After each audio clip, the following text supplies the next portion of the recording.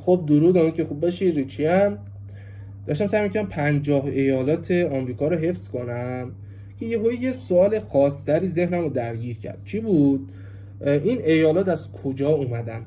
چجوری پدیدار شدن؟ چجوری ساخته شدن؟ میدونی اون ریشه‌ش رو می‌خواستم متوجه بشم. در ادامه که تحقیق کردم به یک حالا عنوان داستانی برخوردم به اسم 13 مستعمره بریتانیا یا همون The 13 Colonies of Britain که اگه میخواید خودتون تحقیق کنید برید بخونید، راجبش جالبه. موضوع چی بود؟ اول مستعمره رو بگم چیه. مستعمره وقتی سرزمینی تحت حکومت یک حکومت خارجی قرار میگیره توی چارچوب استعمار میگن مستعمره است. این از این 13 تا مستعمره میان سال 1776 به بریتانیا اعلام میکنن که آقا ما میخوام جدا بشیم، ما هم بزرگیم هم خفنیم هم خوبیم، ما جدا میشیم.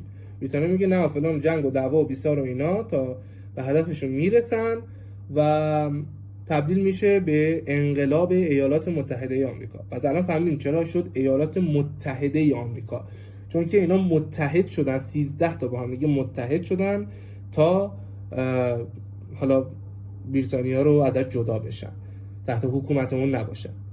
در ادامه آمریکا خب خیلی بزرگ شده دیگه، الان 50 تا ایالت داره، کل قلمرو و شهر و اینا داره.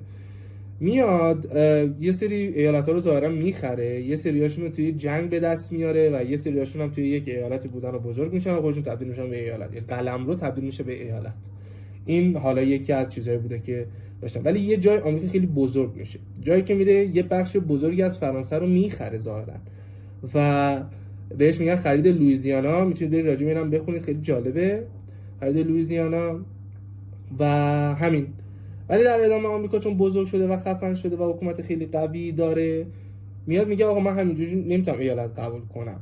چیکار کنید؟ هر قلمرویی چیکار میکنن وقتی ایالت میخواستن بشن؟ هر قلمرویی جمعیتش که زیاد میشده باید یک حکومت محلی یا یک لوکال گاورمنت تشکیل میدادن. بعد از این مدتی که همه چیشون روی روال بود درخواست میدادن به کنگره آمریکا، اگر تایید میکرد میرفتن جزو ایالت، تایید هم نمیکرد نمیرفتن جزو ایالت. این یکیش بود. حالا مثلا پورتوریکو هنوز یک قلمروه و حکومت محلی خودشو داره، لوکال گاورمنت.